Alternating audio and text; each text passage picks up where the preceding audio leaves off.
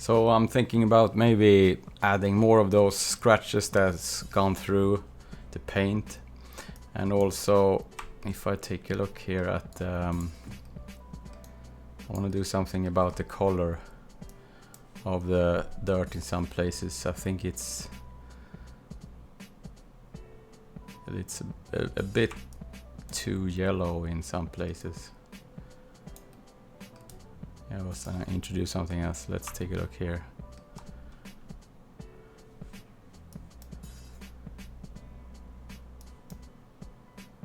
So I want to work up some more of these scratches, and yeah, that goes through everything, including the dirt. Today.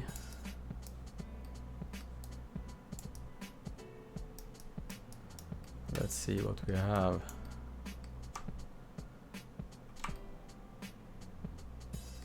Let's let it converge there. Yeah. I'll gonna dive into more now again. Yes. Let's pause this. Discard this. So let's. So the thread rip, yeah, there's a question. Tigran said, what do you know about radio and thread ripper? I have not tried those. It would be interesting. So yeah, I'm using Renderman, and I know that Renderman is heavily optimized for Intel at the moment. So I'm not sure how the thread ripper. I guess it's still a lot of threads and CPU cores, so I guess it's still gonna be a lot faster than my, what is it, 4 core 8 threads than that. So but the Intel for Renderman at the moment, I've heard, is more optimized for the Intel renderings. So let's before I jump over to more, just take a look here at my setup. So this is what's set up for this. So I have my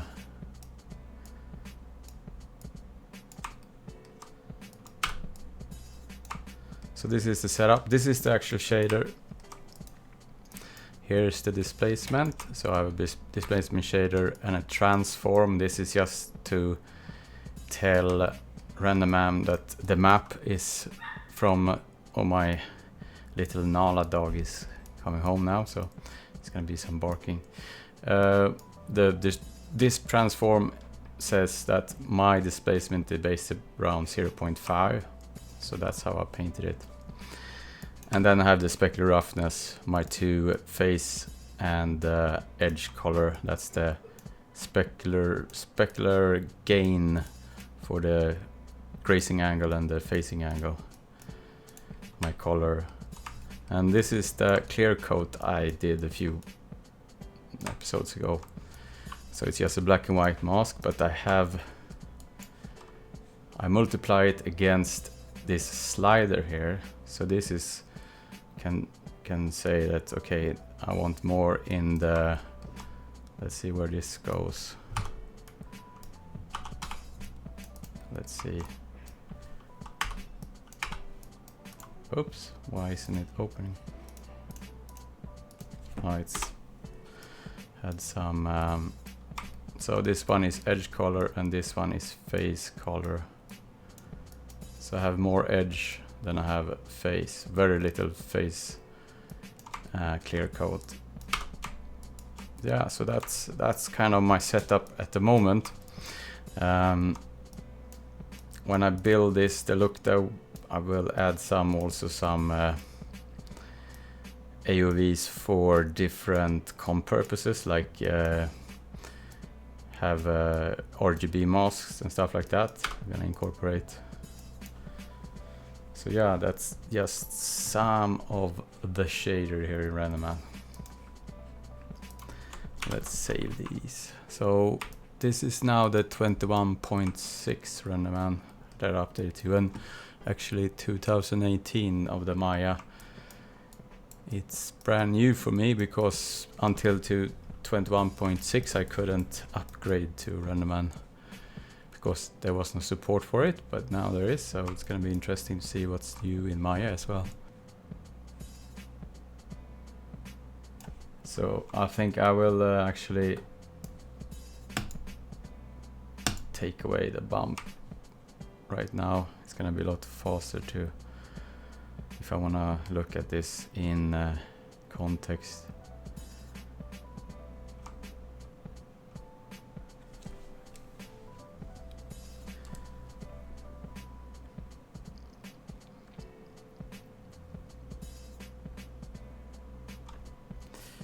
Let's let it recalculate. In Mario, when you do stuff to the shader, it takes a while, but then it's faster again. Especially I think there's some kind of bug in the Mario 3, because if I go here to preferences, I have to turn off some of the things that was implemented. So I have turned off the bindless texture allowed, for example. In node graph, if I have that on, sometimes that gives me a very strange behavior, like I don't see the things I do in the node graph is not really updated. So that's, and I've heard from the Foundry team that has been fixed in Mario 4, but yeah. So let's see, I want to, ooh, there we have some kind of welding seam mist there. Let's see what we want to do.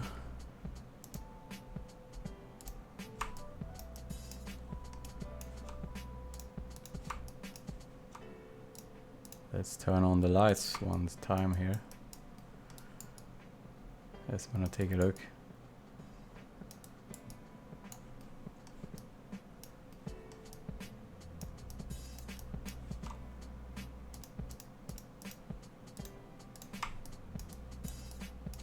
And let's take another HDR as well. So Tigan says, is it not enough for texturing with this model? It looks, yeah. I agree. It's just cosmetic things at the moment. I wanna work in some deeper scratches and some of that just to get it. But yeah, I'm gonna take it to a lookdev and start to set up a scene in the coming episodes now. So I will try and take the camera with me to work, maybe take something on my way home or to work. Some plates that I can work with. So yeah, I want some more of these scratches here and there, like deeper scratches that really gives these specular breakups.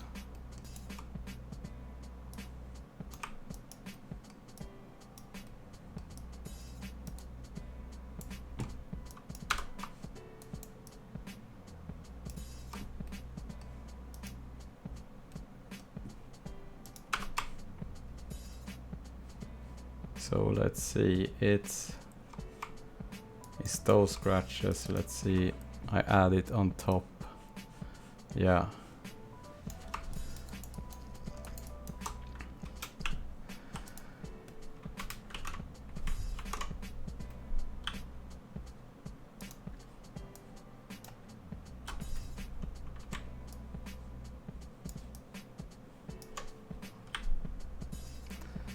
Let's take some directional. Just want some.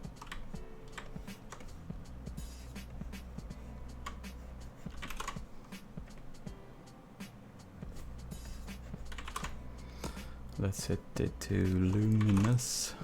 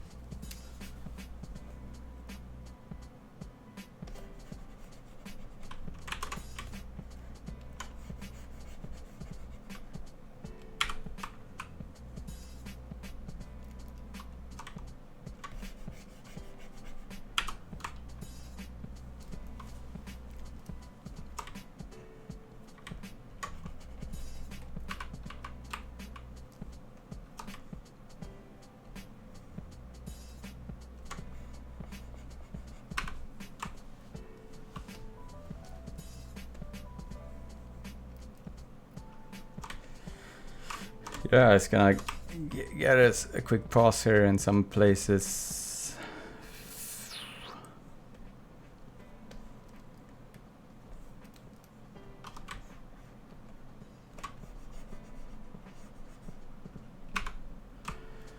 Because I have a lot of scratches, but most of them are under the dirt. I just want some fresh, large scratches going with the forms in some places here now. This one.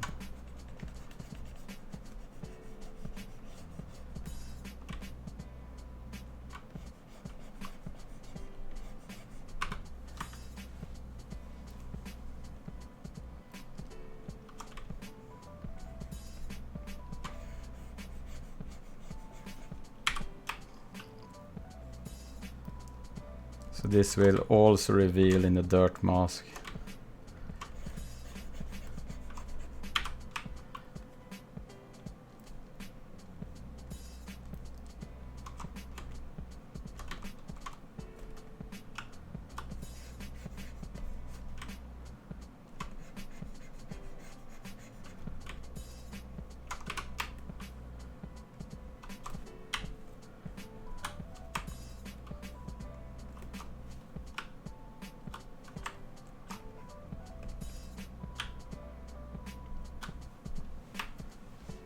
Why so many scratches? I like scratches. It's actually not so many scratches. Well, there's lots of scratches, but if you look at it linear like this, it's a lot of micro scratches and stuff. Like, but it's gonna be knocked down by my dirt on top.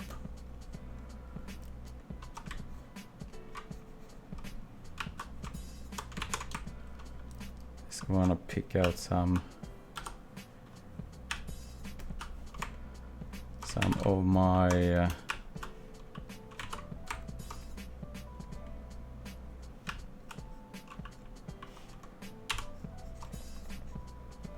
some areas.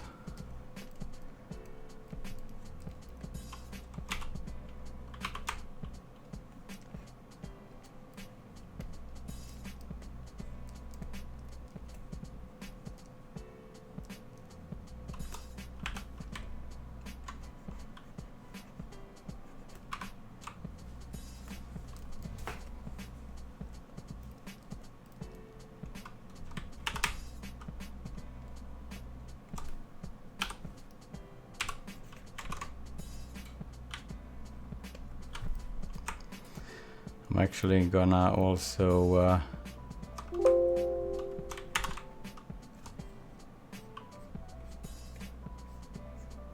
take away in some areas.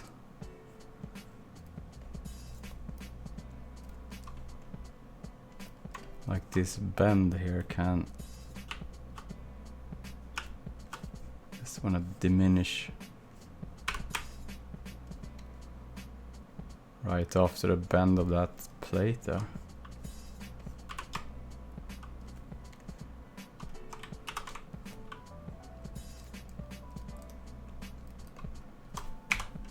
And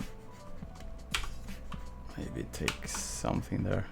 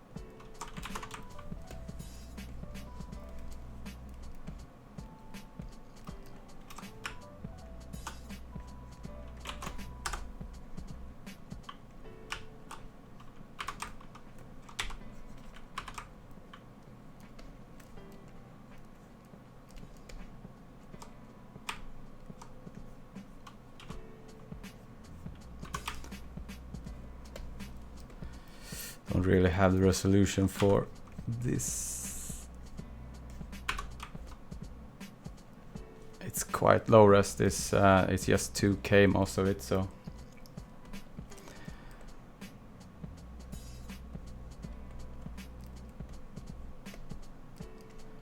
Okay, so I want one long after this.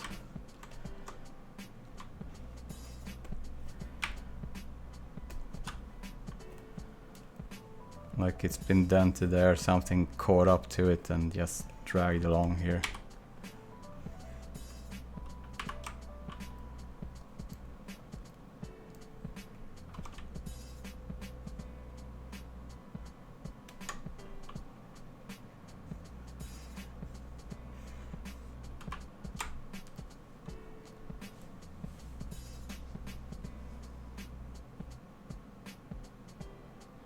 So we have a question, is Mari still relevant in studios or Substance Painter? Mari is very much relevant in studios. But however, that might change if Substance get better support for UDIM painting across UDIMs. So yeah. Some of the assets that we work on in VFX is very, very heavy. So if Substance can still have the speed, then I guess Mori has to make an effort. Whoops.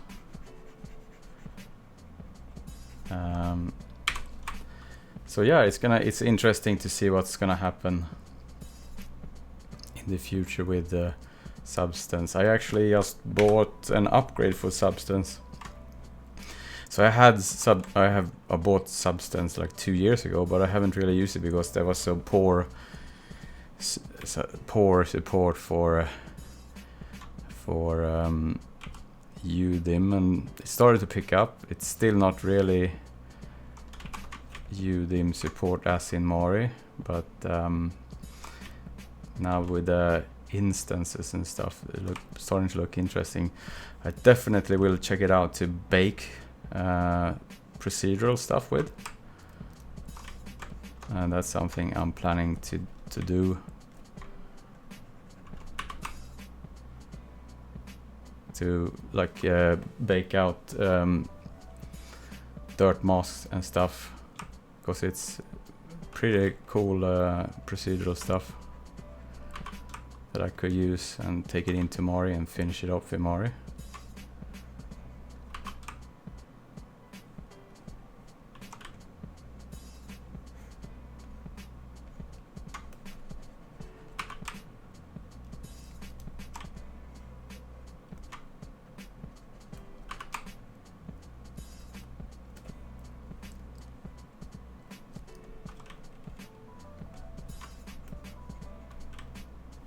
So do you use, I'm not sure how to pronounce your name, it's in, I'm not sure, is it Russian, or do you use Substance or Mori?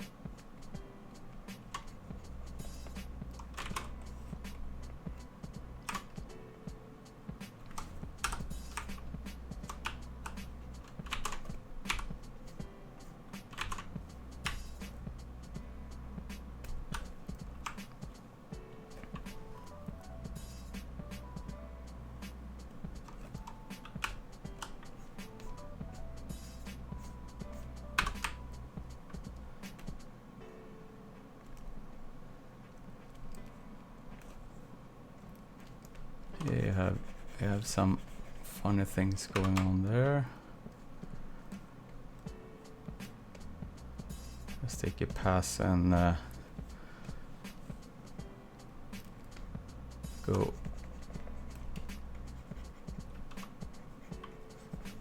or stuff like that. Whoops.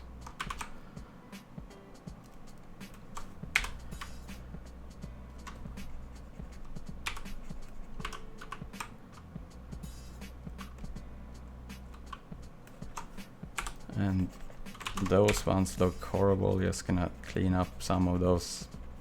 I think this was something I had like paint through once a long time ago.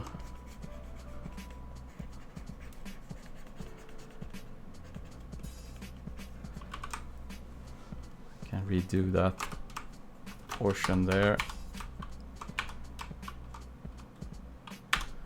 There we go. Let's take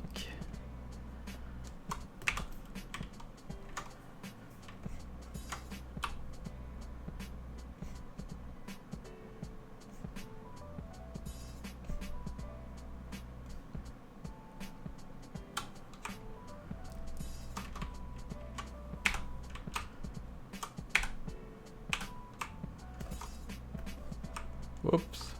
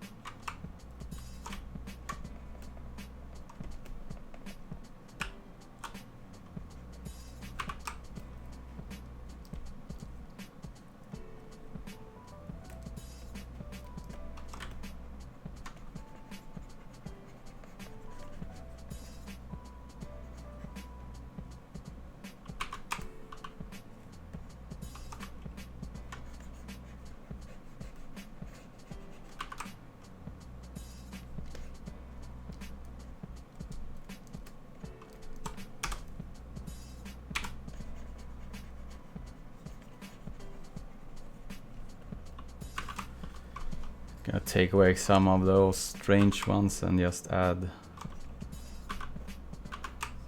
do some house cleaning here before I wrap the texturing.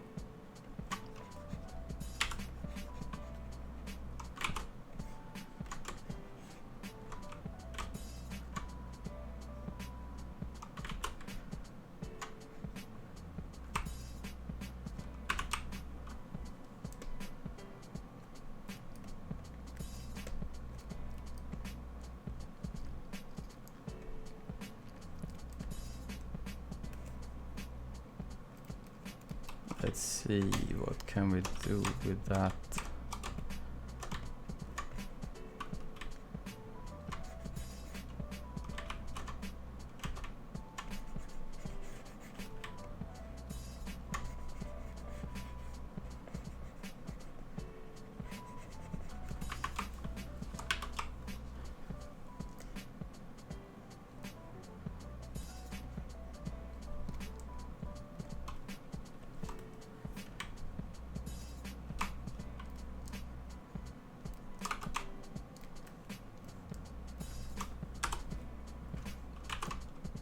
Gonna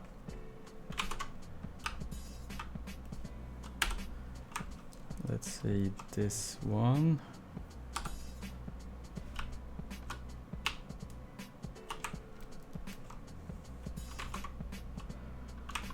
So I want something that looks like it's been not really scratched, but micro.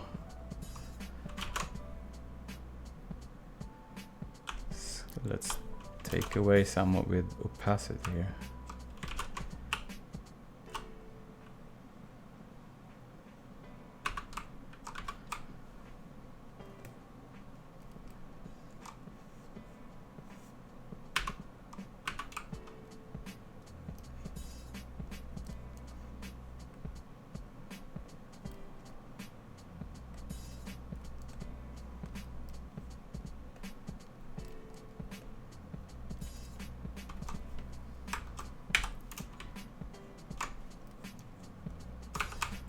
Okay, so just a few here in the middle.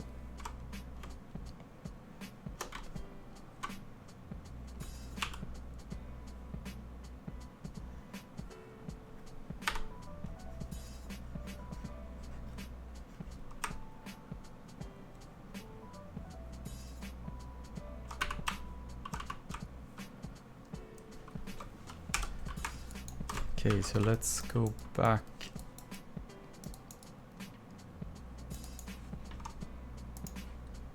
to my node graph.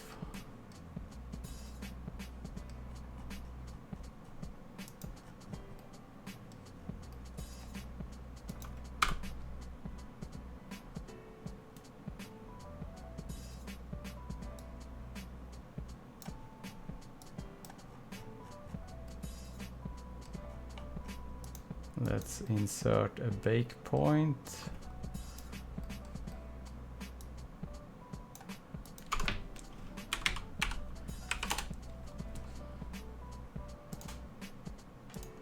So I'm gonna have a...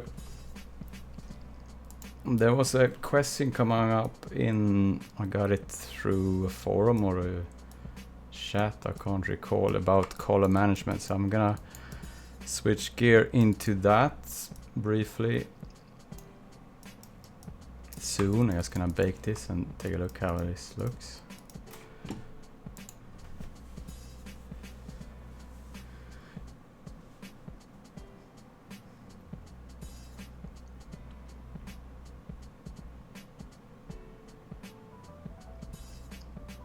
So the bake point is just to bypass all the calculations going into a mask there.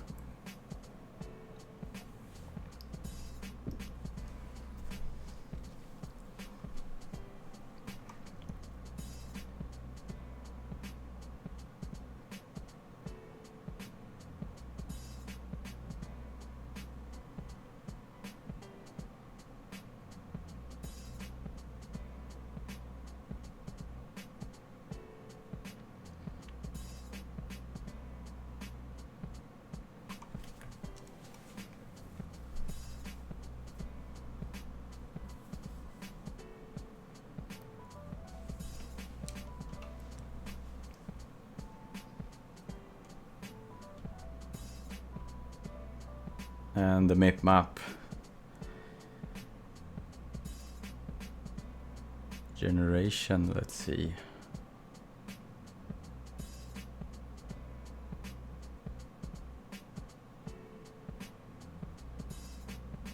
Just give it a few seconds. It's oh,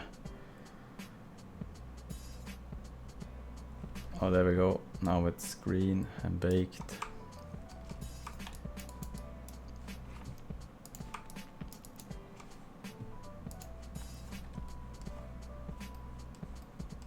I want to take a look here at my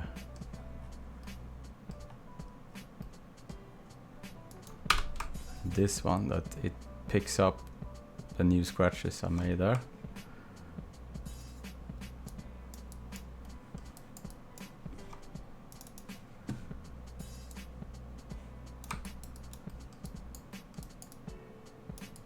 Whoa. Let's see, that was maybe a bit yeah, some of my removing of stuff there didn't really play nice. I forgot that I was sharing this one into so let's see, I have to erase some of those things.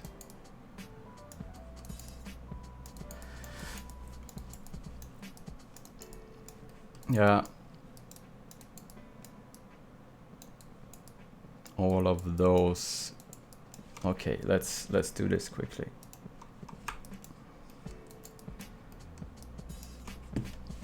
So what I have to do, I just have to do my clear brush and take away the one that was, so I was using this to add scratches, but when I started to remove in the same layer, I started to remove stuff that doesn't really make sense into the dirt. So yeah, let's go back. Let's jump into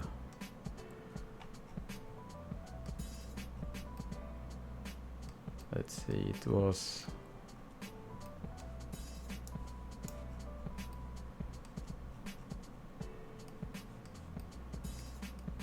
there we go.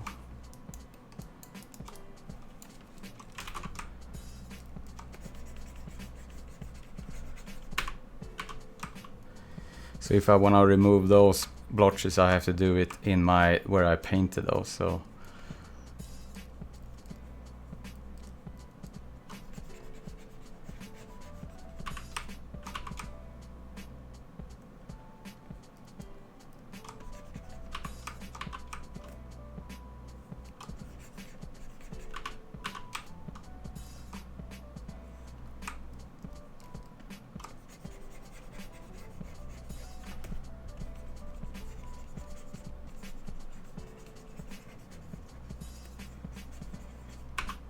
and actually those scratches that I was taking away, that will not even be seen actually, because yeah, there's a lot of dirt on top of those.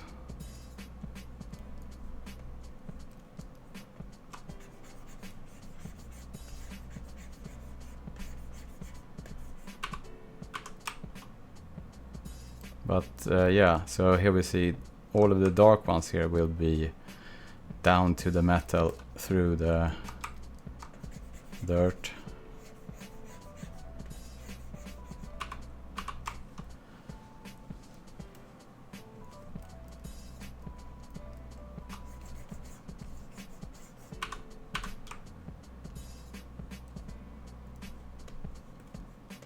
Can actually add,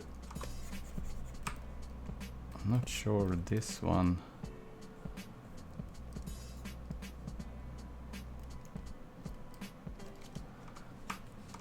I have to check my dirt mask because I have a strange things going on there. Must come from another mask here. Let's see.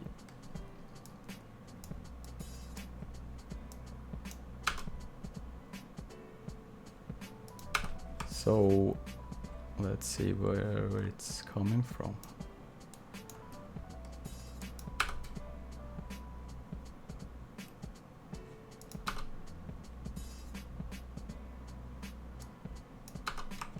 Not there. It's probably, oops, here we go.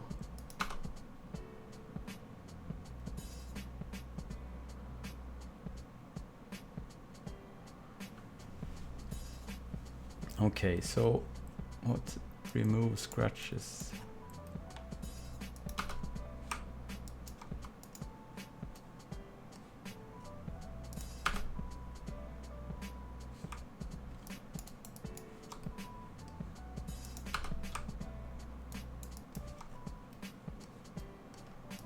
Now it's gone.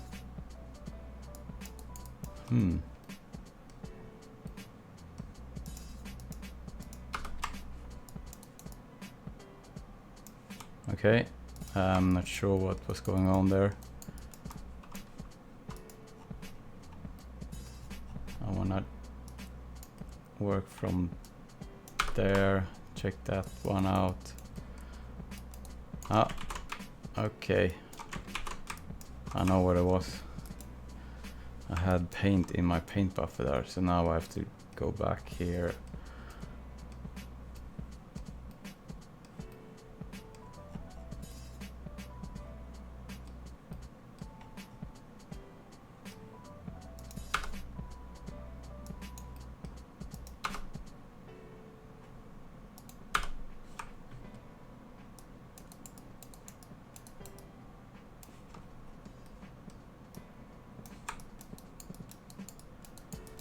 Okay, so I did something.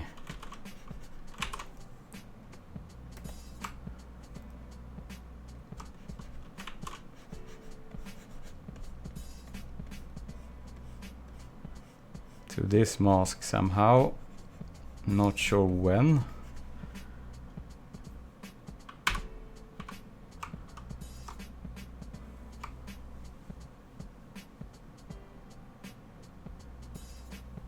So we have a question: what basic maps do you give your lookdev department in the pipeline, or individually for each asset? So it depends on what type of assets we are texturing. So, but generally we want the basic, like diffuse, color, spec, bump, or everything, and then we have, if we have effects like this, like these scratches and stuff,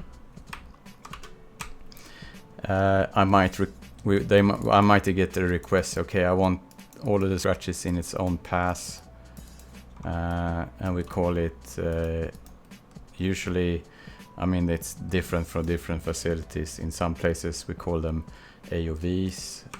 Sometimes it's called ISO maps or RGB. But yeah, it's the same thing. It's just to isolate different things in the pipeline. So yeah, the basic set of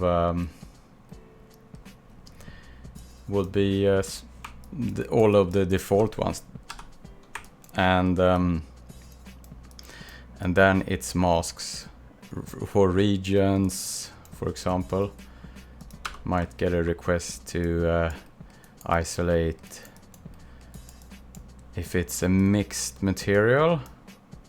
If you have one material with like two different materials on it, you might get a request to isolate, for example, rubber versus metal, and those kind of maps, similar to what I have done here.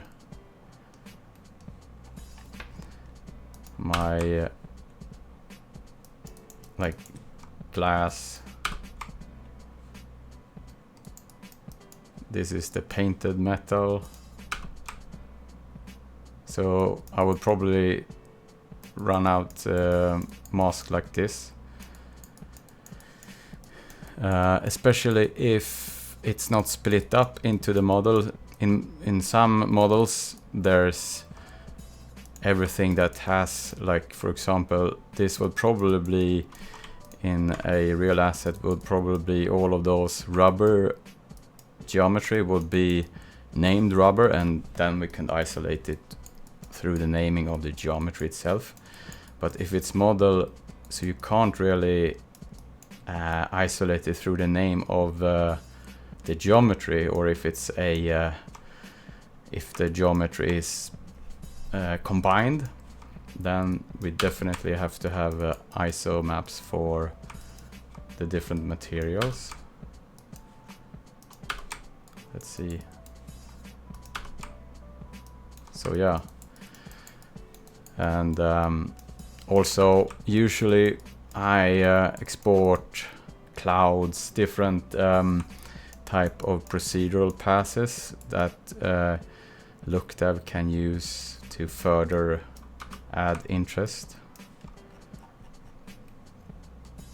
Usually I make stuff like this. For example, if bake out for the whole object, like something like this, organics, for example. Let's see. If you're making an oily asset or something, you can use this mask to drive the specular response. Sometimes you want a like a cloud, for example, like general stuff that can be used to for example, if I make a very large cloud here,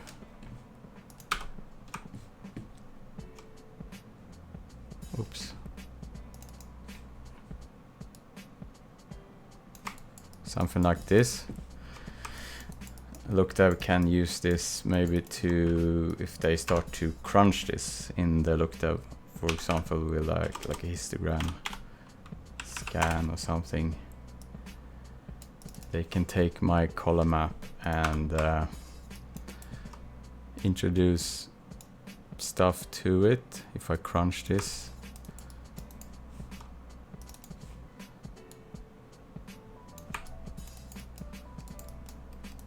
can do larger scale stuff in the lookdev as well. So yeah, it depends on the lookdev artist what they request.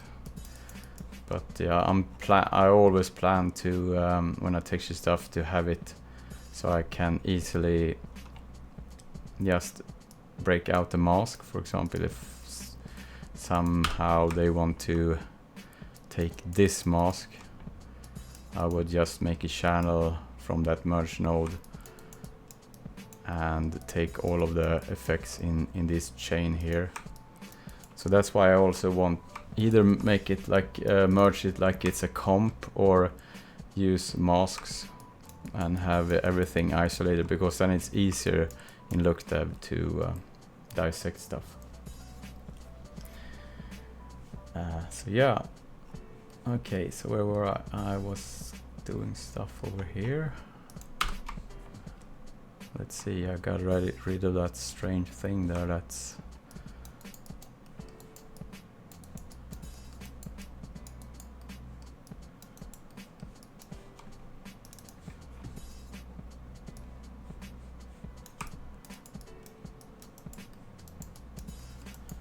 okay.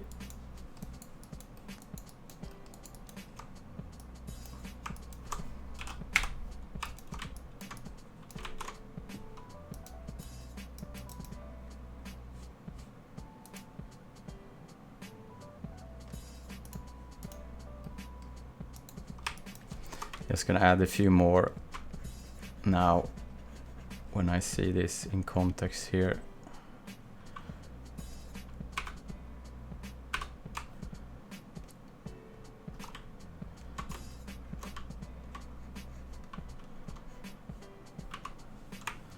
So he's newly scratched something here on the side here.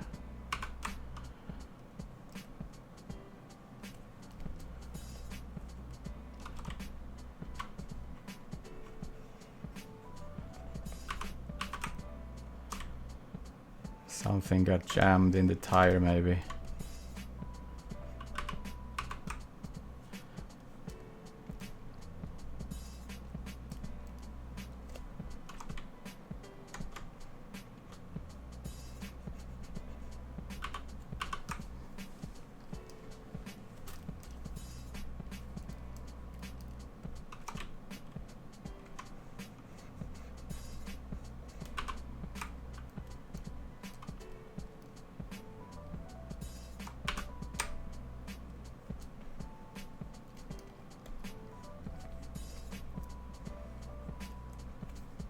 Let's turn off my... So mask is scalar, so sometimes when you're working in an O-graph you will get color viewer transform, because when you have a mixed channel like this it's really hard to know what's scalar or not for the O-graph. So when I paint the mask I just turn off the color management, because then I know the true values of my mask. Otherwise it's gonna look a lot brighter than it's actually gonna be rendered when it's a mask.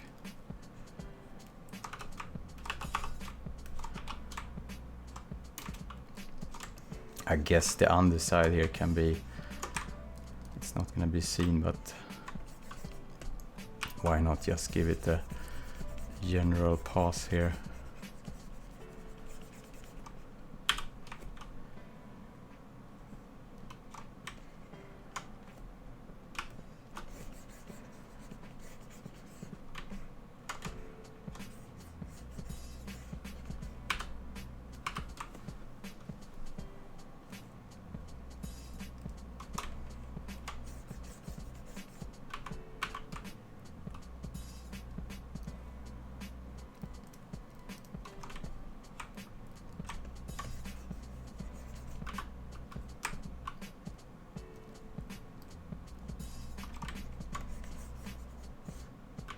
Not spending too much time on that crap.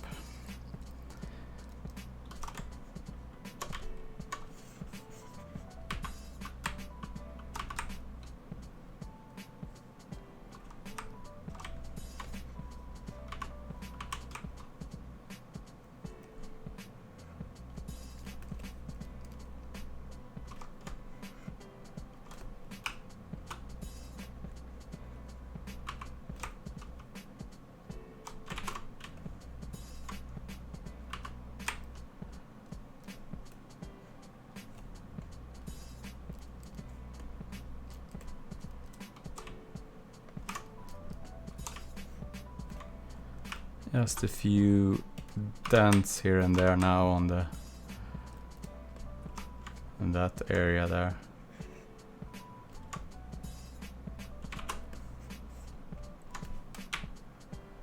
Let's see, I want something that's more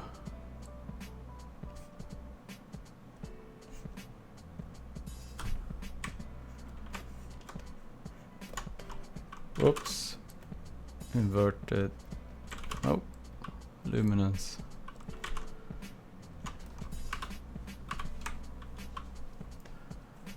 Just something small, sharp.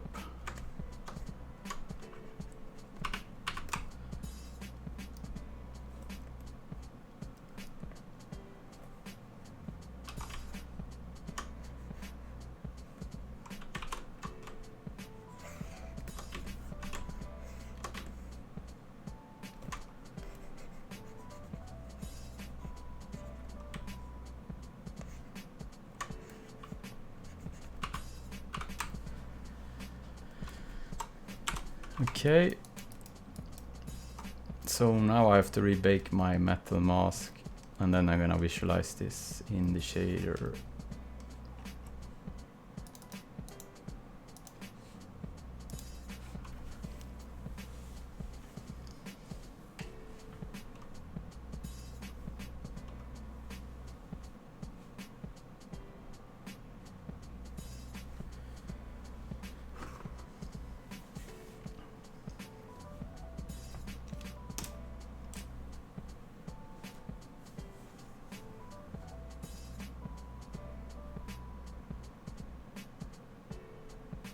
So halfway through, it's going. Just gonna take some water.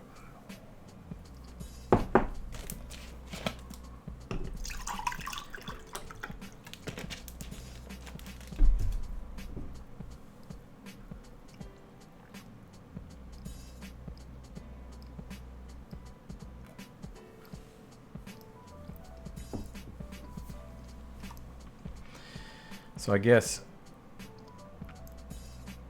after this, I'm gonna jump into that color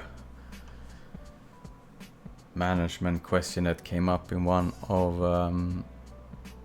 from a forum question.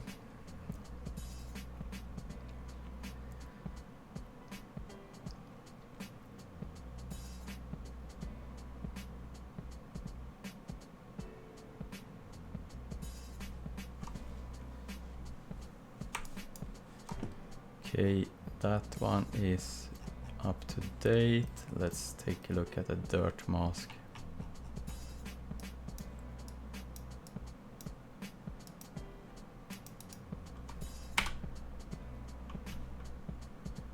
It's gonna bake the dirt mask as well.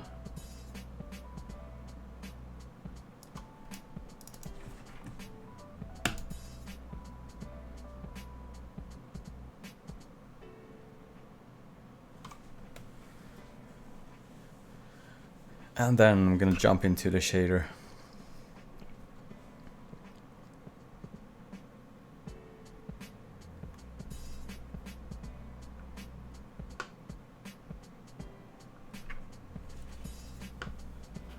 So can you texturing of my work at the end? Yeah. Where do you have it online or?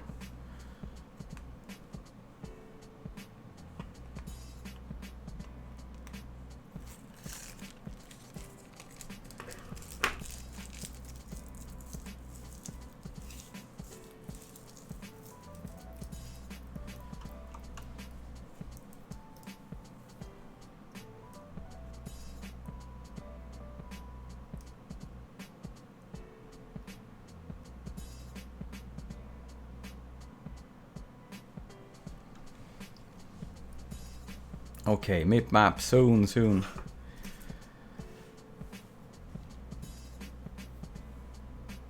How can I send you the link? Do you have Twitter or something? You can tweet me at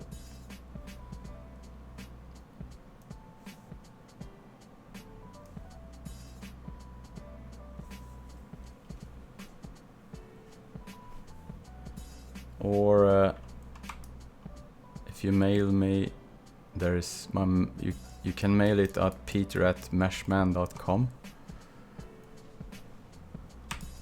You can mail me a link there.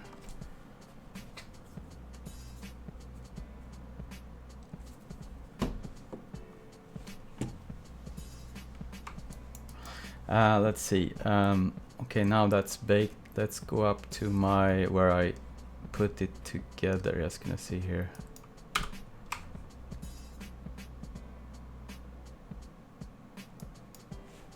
Let's turn on color management. So all of those really black scratches gonna be metal. I might have to rethink that one. It looks a little misplaced there, but let's take a look with the shader on.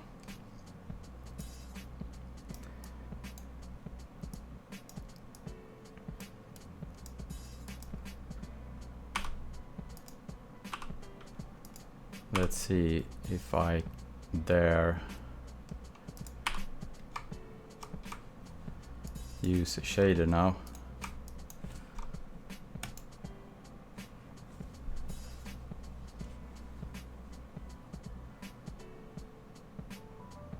As my dirt map was baked and my dirt metal mask, it should be okay. Yeah, so there we have it. It's kind of what I was just wanted, some of those really deep ones. When I render it's gonna be a glint coming. So yeah, I think I will try and take the camera with me and take a back plate or something. So maybe I can start to do some kind of setup for lookdev and render it and do stuff for coming live streams. So let's see, yeah.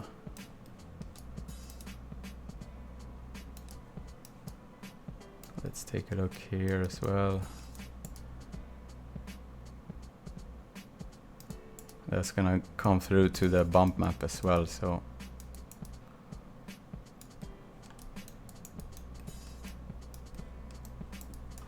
okay, so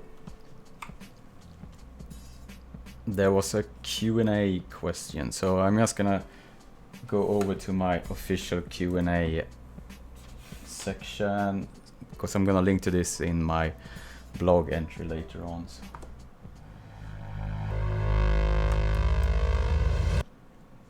And yeah, we're back. So the question was, let me first off save these. The question was about color management and linear workflow. So I'm gonna recap how I work with linear workflow pretty fast now. So let's first off close this project and create a new project with the same asset. And I'm gonna create a few channels and discuss some of that. So okay, so let's create and let's call it linear 16-bit or just linear. Take my let's take this MGO and just hit OK. So I'm gonna do this in Nuke default color space. So there was a question in one of the forums about how I work with color space, and personally I paint everything at least in 16-bit. And but okay, so I'm not gonna do this in the node graph now. It's just gonna be in the channels, but it's gonna be the same in no graph. So let's create one that's called color. 16-bit half and normal, and it's not gonna be scalar because this is a color. So what scalar do to your channel, it kind of disables the color management. That's kind of what it essentially is doing. So let's visualize this. So color 16-bit and no scalar data.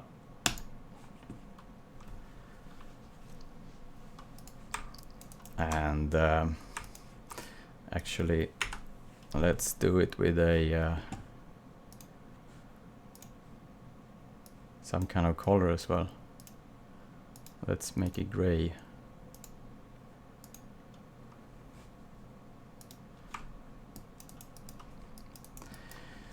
So we have a color management here, and also if I go up here to my settings, it sets to nuke default, and there's a few rules here. For example, if it detects something that's 8-bit data, it's gonna default to sRGB. It's gonna think that the images you incorporated has sRGB gamma encoded. So let's import some sRGB images. So let's take something from my texture library, for example, that's downloaded and definitely has sRGB encoded. Textures, let's take rubber.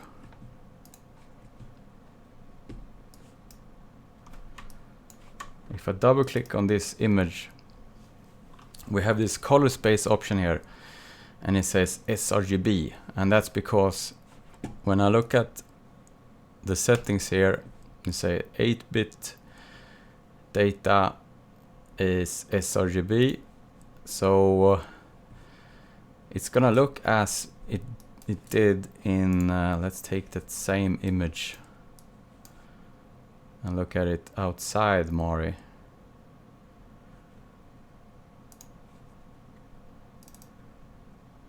Global textures, rubber. Which one was it? Was it this one? Yeah.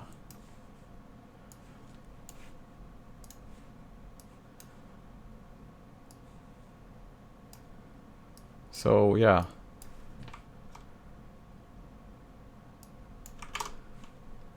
Was it? Yeah. They should look identical, and they do. And that's why when I now paint with this one, if I paint something onto this one, let's look at flat shaded and take no stencil, take my layer,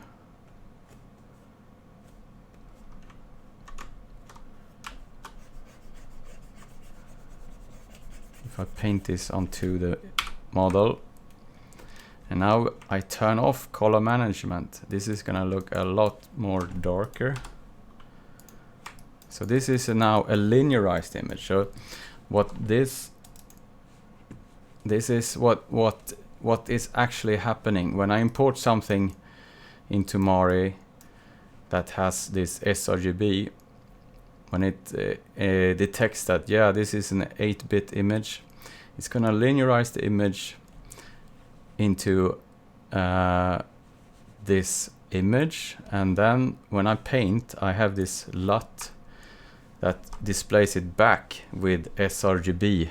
So down here in this section, I say apply an sRGB LUT. So in Mari everything is internally linearized, and therefore my images will look correct when I paint with them. If this was in a already linearized image and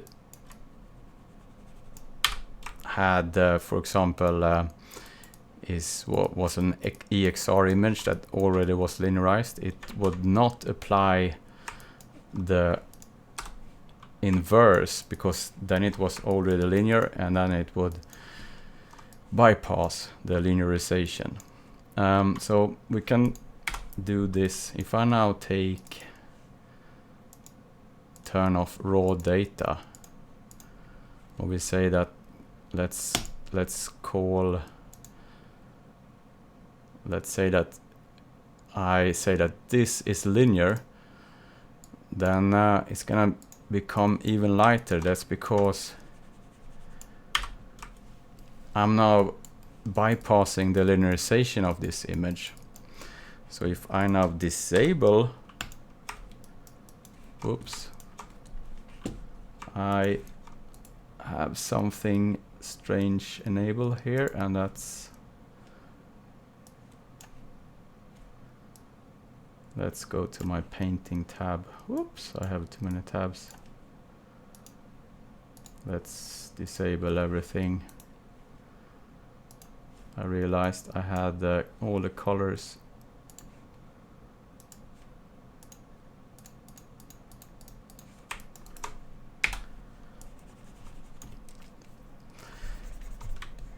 Okay, we're back. Okay, so now this image that I told to be linear is bypassing the color pipeline, so to speak.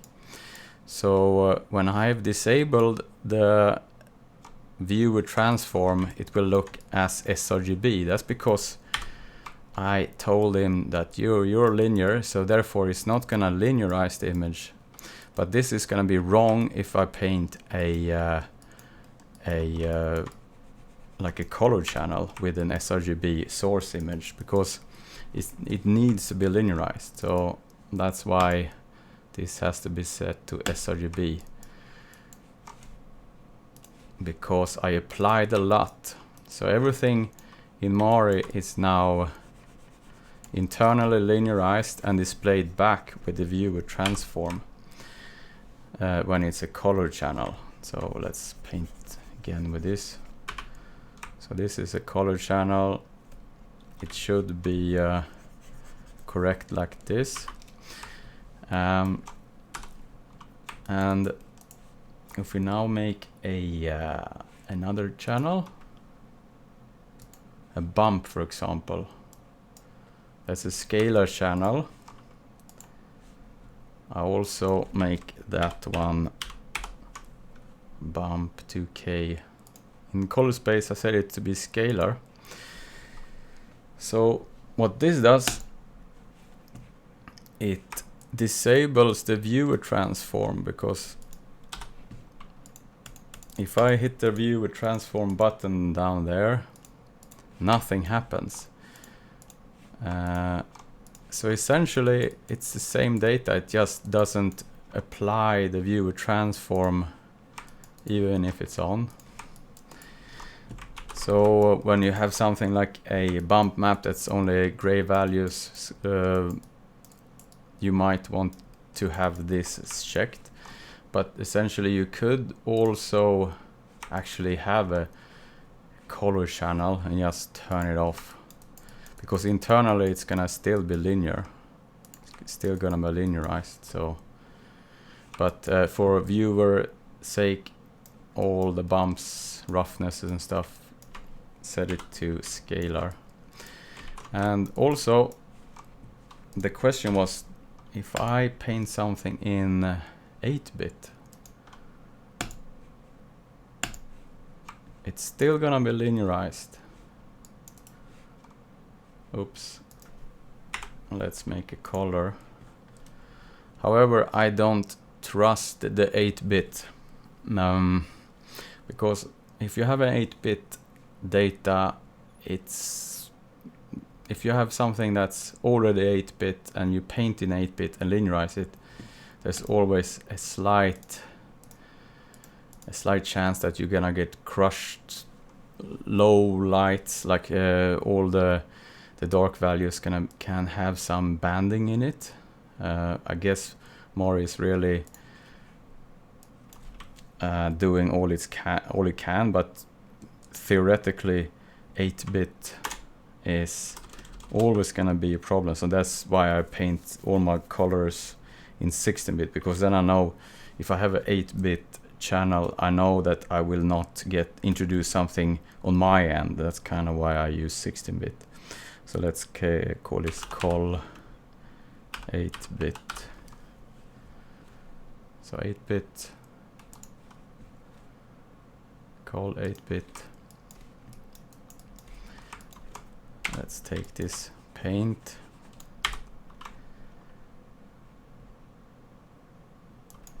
Let's turn on the view off the view transform. It's still now linear, and that's correct. That's also correct. But the 8-bit, if you're unlucky, you might get banding.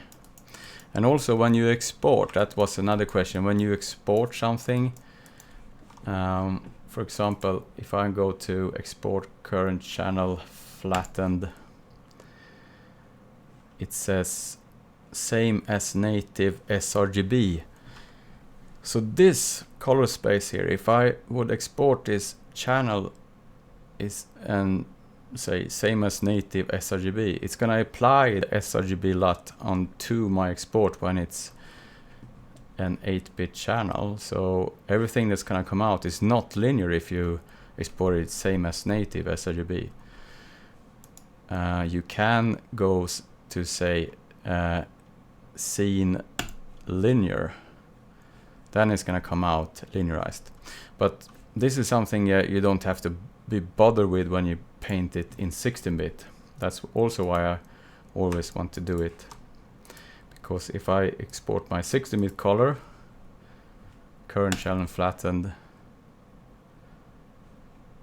and it's gonna say same as native linear, and that's kind of what everything that I export for rendering has to be linear, otherwise you have to linearize it, and I rather have it already linear out from Mori. So that this is also the way that Mori is expecting. It looks at the color format and just export it as linear.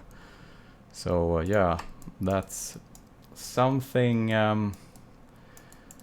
about the different colors, scalar and diffuse, and what really happens.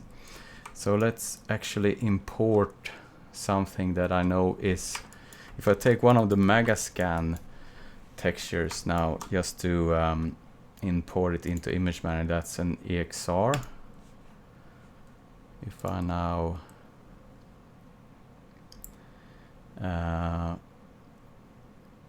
let's see, projects,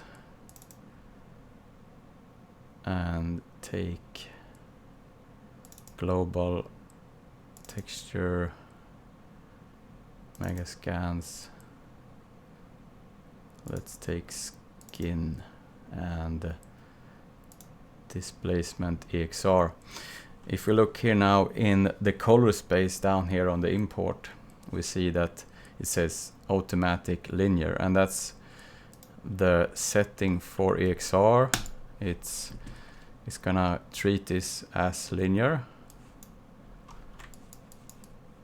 and that's correct, because this one is, if I look in the settings, is 32-bit float, and in the color settings,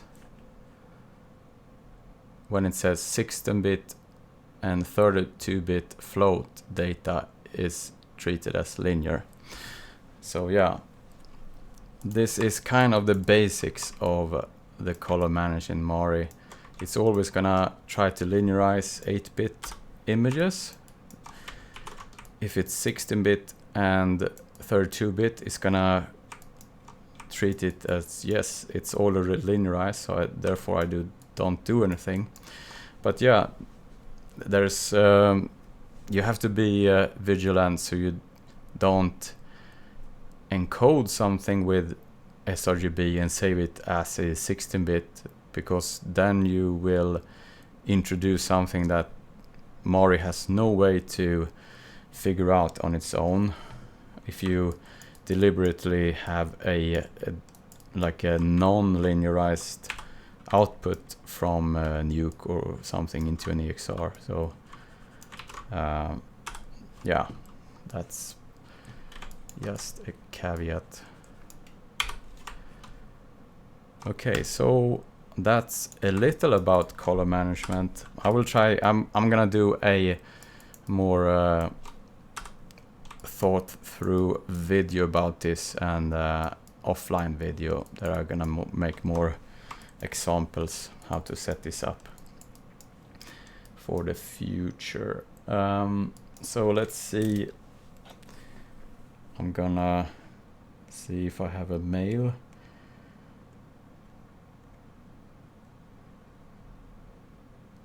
For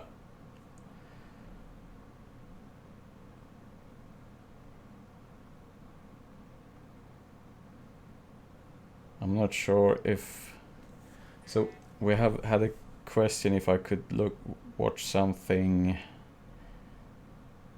Not sure if it worked.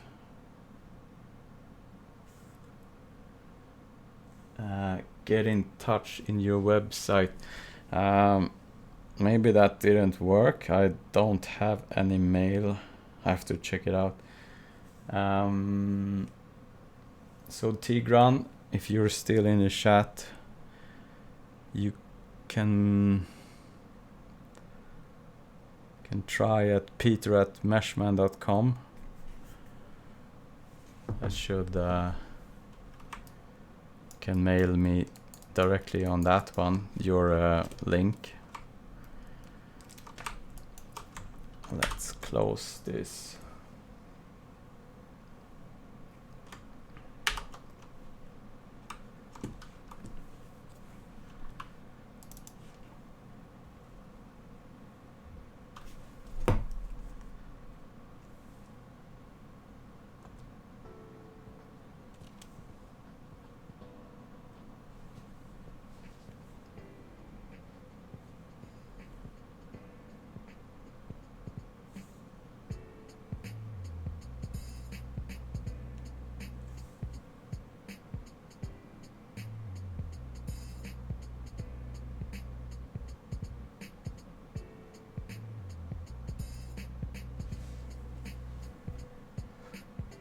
So Tigran, was it on the Meshmen site, or I'm not sure which, whoops, what's going on here? I could crash.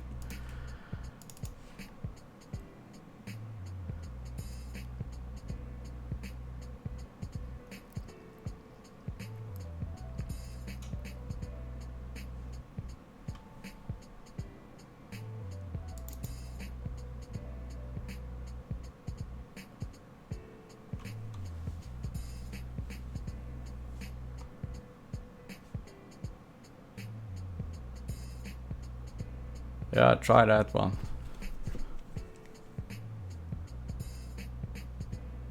Should work. I have it auto sends to my other mail address from that one, so it should pop up if you mail on that one.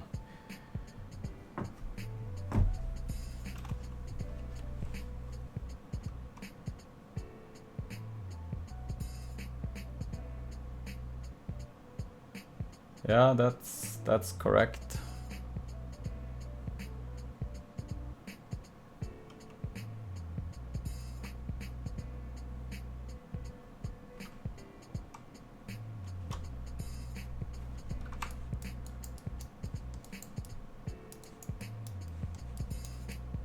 Okay.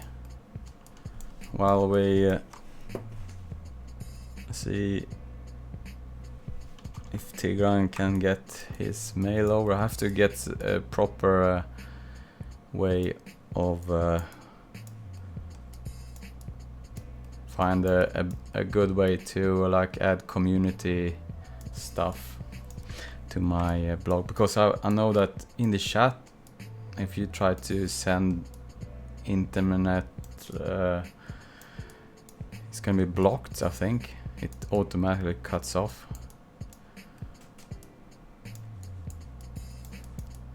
Okay, I was looking at, just gonna take a look at my dirt color before we, if I can get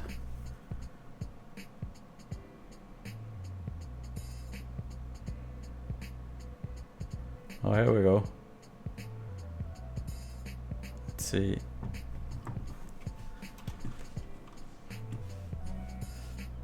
Art station.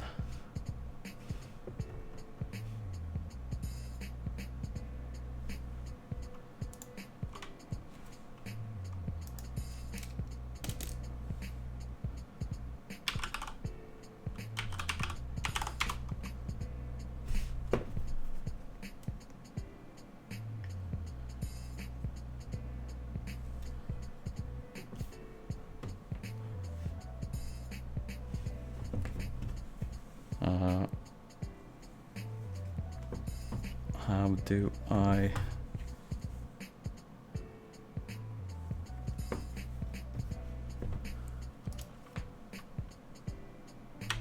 let's see if it works.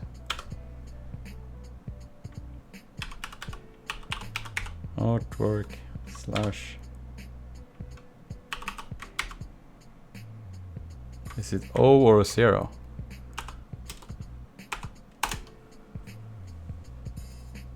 Oh,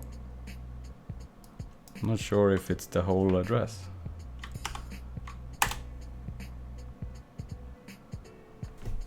Strange, I got a cut off address there.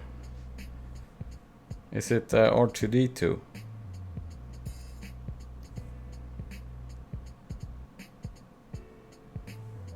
How do I get the whole address?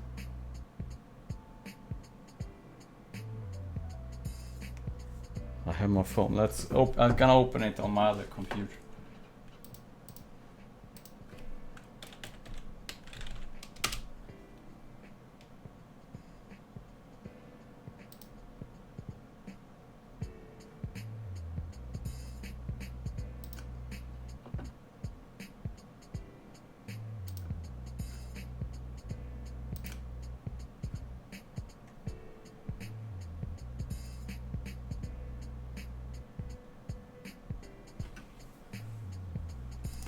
Is it N0? Oh, here we go. It was cut off. Okay, so here's Tigran. He's a frequenter here in my live stream. So this is what he's been up to. Interesting. Cool. R2D2 he's a nice fella. Okay. I have a nice little dirt map going there.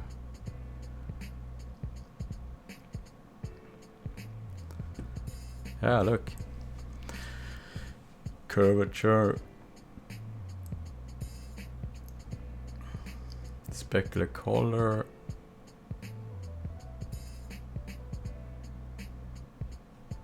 So where's, do we have the diffuse color here as well?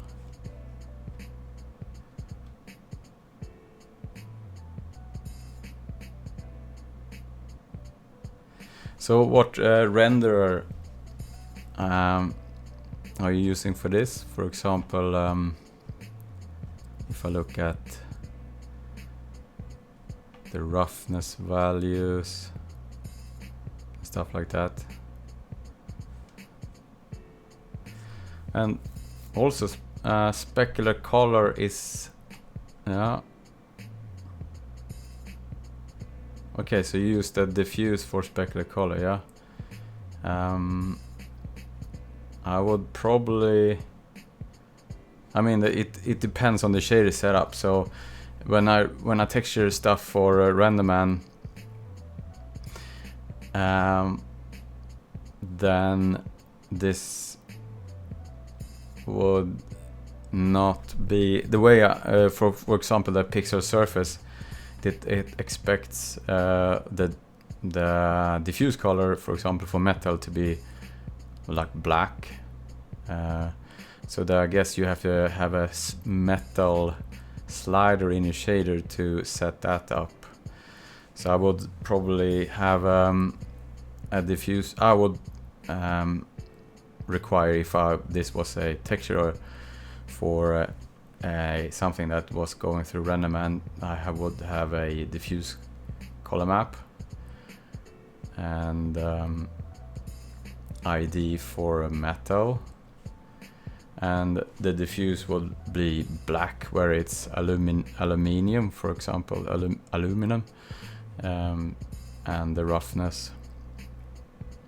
But yeah, it is very depending on what type of shader pipeline you're texturing for.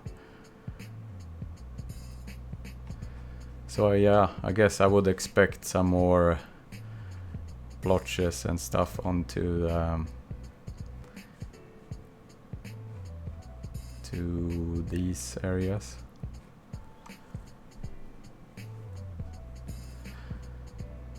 Okay, so you say that you're using Renderman. Let's go over to.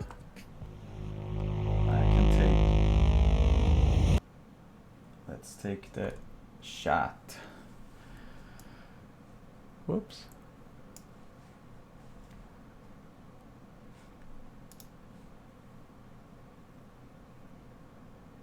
For people in the rerun. Yeah, so this is Tigran's. I just recapped this for the rerun so people can see here what you've been up to. So I'm gonna bookmark this and yeah, gonna follow this as well, see what you're up to. So you say that you're texturing for Renderman, so I guess, are you texturing it for the principal BRDF shader then, because the pixel surface is expecting other things? For example, the diffuse color, I would have a specular like a diffuse color and a specular color different. So yeah, cool. Yeah, interesting to see. But yeah, I would probably add some extra. It looks kind of super clean here, some larger stuff going on. Yeah.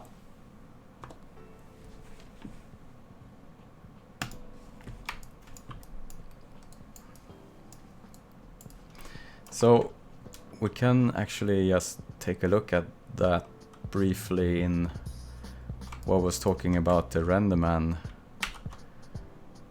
Just jump into Renderman quickly and just dial the shader there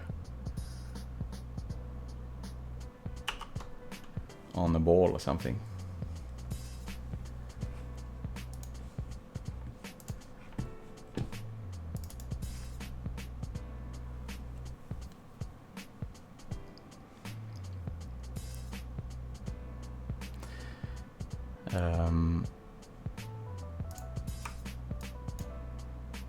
So when I make a metal in with the pixel surface, let's let it load here.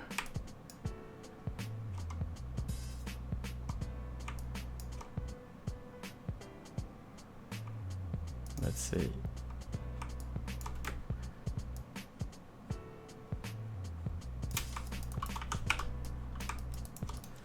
And let's create a HDR with some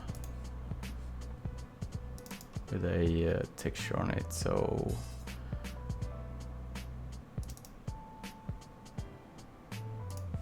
let's take this one.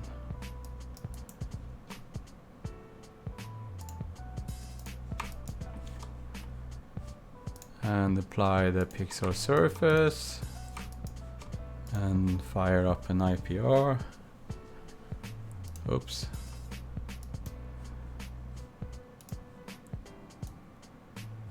let's take it.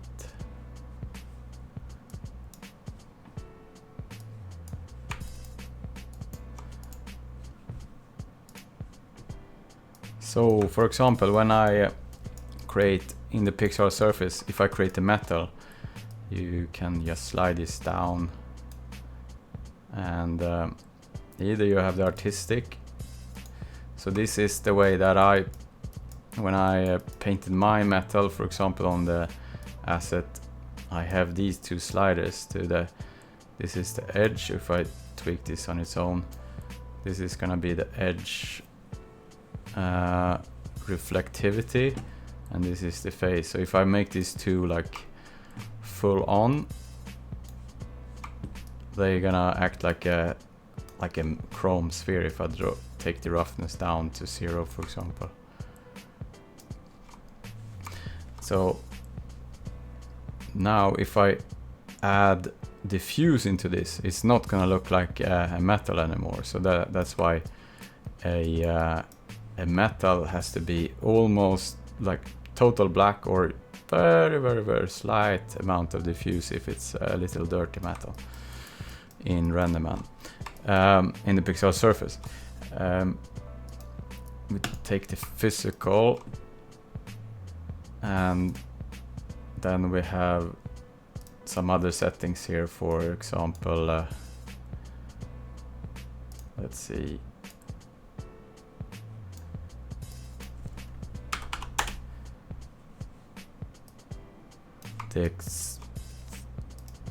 We have different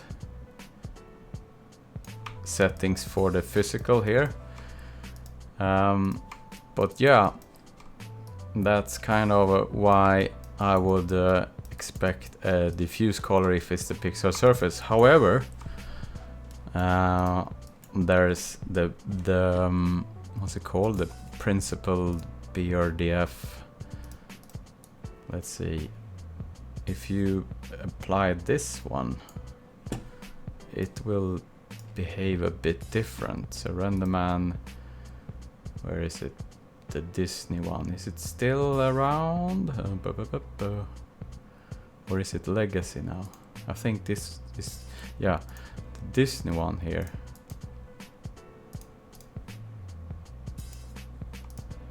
It's a bit different because it has metallic and other stuff. So let's fire off an IPR.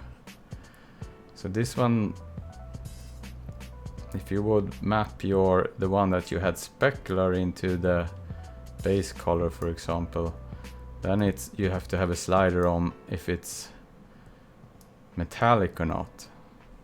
So then the specular and the diffuse is kind of the same. You just have a slider for the metallic value. So yeah, then it becomes a different way of texturing. So I prefer the pixel surface over this, but yeah, I think this one will actually be shuffled out from Renderman eventually. But let's take the roughness down. So now the color of your reflectivity can also double as the diffuse, depending on how much it goes towards the metallic spectrum. So this is more like a 0 to 1 shader. So yeah, it's different. And I guess that's kind of how you texture that one. So yeah. But yeah, that's just different way of texturing.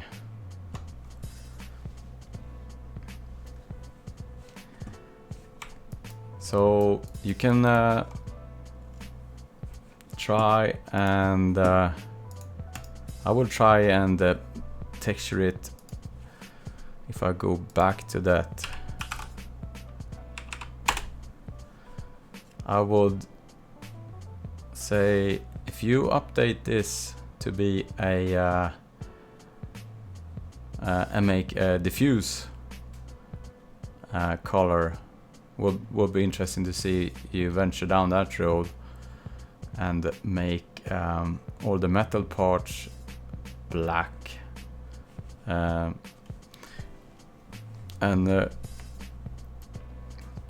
try that type of approach. That's required in a if you're gonna go to a place where they have some kind of shading system. Arnold or Renderman, they both require the diffuse color to be black and so on. So it will be interesting to see you do that as well, and make it more like you apply the diffuse and your specular roughness and the specular color, if you have that, onto those parts. So yeah, but it's a nice first draft here. Gonna follow this.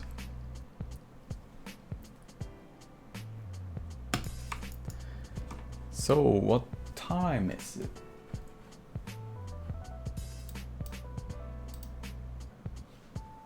Yeah, so I guess can call this a day.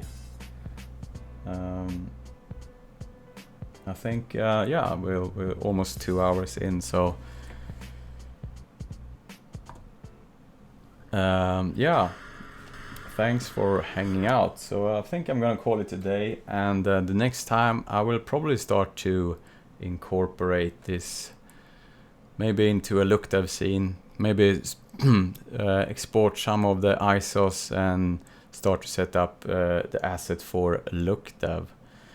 And then I will go into more like a fake shot production. So I'm gonna film a plate here the coming days or weeks and work it out into the live stream, more like a shot production. Maybe I will also incorporate like a photo scan session and do something with that to have like a guide for reflections and stuff like that. So make a photo scan of the actual place where I'm going to incorporate this asset into. So let's jump into the end screen, and I'm happy to be here with you guys. And if you see this on the rerun, consider subscribing, because Meshmen Studio and the Mara channel, we're about VFX cinematography and look development using Mari, Renderman and different software. So yeah, I go live usually Wednesday and Sunday, and if it's not a live stream, I will probably post a regular tutorial or something like that. So yeah, see you, and happy painting. Bye bye.